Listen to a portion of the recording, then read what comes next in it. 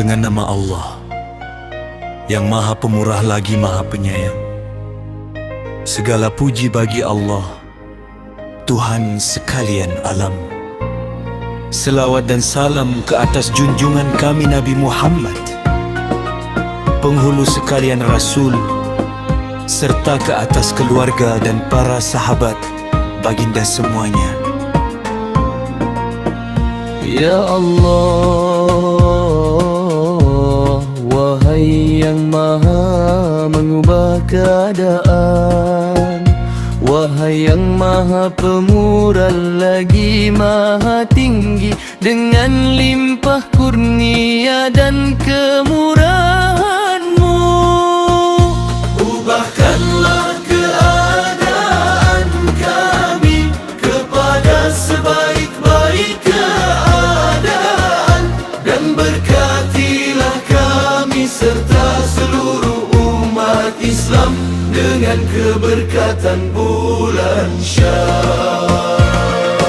Taqabbalallahu minna wa minkum, taqabbal ya karim, kullu amin wa antum bi khair. Semoga Allah menerima amalan daripada kami, dan daripada kamu terimalah ya Allah, wahai yang maha pemurah.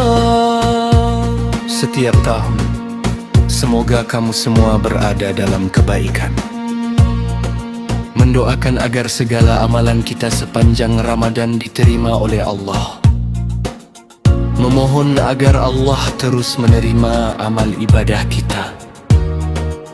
Mengucapkan selamat dan kesejahteraan setiap kali tiba hari raya. Doa agar sentiasa berada dalam keadaan baik, sihat dan diberkati. Ya Allah, ya Tuhan kami, dengan keberkatan bulan Syawal yang mulia ini, turunkanlah rahmat dan keberkatan kepada kami semua. Ampunilah kami semua, masukkanlah kami semua ke dalam syurga-Mu, dan jauhkanlah kami dari siksaan api neraka-Mu. Ya Allah, ya Tuhan kami, kurniakanlah kesihatan, keselamatan, kesejahteraan, kebahagiaan, ketenangan dan kegembiraan kepada kami semua. Perbaikilah hubungan di antara kami, dan mesrakanlah di antara hati-hati kami dan Tunjukkanlah kepada kami jalan-jalan yang membawa kebaikan di dunia ini, dan lepaskanlah kami dari kegelapan dosa, dan jauhkanlah kami dari segala kekejian, sama ada zahir ataupun yang tersembunyi daripadanya. Ya Allah, Engkaulah yang maha terpuji, Engkaulah yang maha pemurah dan yang maha kaya. Kurniakanlah keberkatan kepada rezeki yang Engkau kurniakan kepada kami. Semua khususnya rezeki yang Engkau kurniakan kepada tuan rumah ini seisi keluarga, dengan rahmat-Mu, ya Karim, ya Arhamar Rahimin. ya Allah, ya Tuhan kami, jadikanlah usaha ziarah hari raya ini sebagai usaha yang diberkati segala amal perbuatan baik kami diterima, dan jadikanlah kami semua hamba-hambamu yang sentiasa bersyukur ke atas nikmat kurniamu.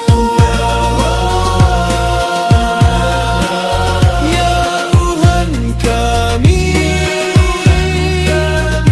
jadikanlah pertemuan kami ini pertemuan yang dirahmati, dan perpisahan kami selepasnya nanti perpisahan yang sentiasa terpelihara. Permudahkanlah urusan kami dan sempurnakanlah semua pekerjaan kami dengan segala kebaikan. Dengan rahmat-Mu, Ya Arhamar Rahimin. Mengembalikan doa yang sama kepada orang yang memberi ucapan, sama-sama berharap amalan diterima Allah. Menguatkan ukhuwah dan kasih sayang sesama umat Islam, menjadi insan yang lebih takwa dan beriman. Taqabbalallah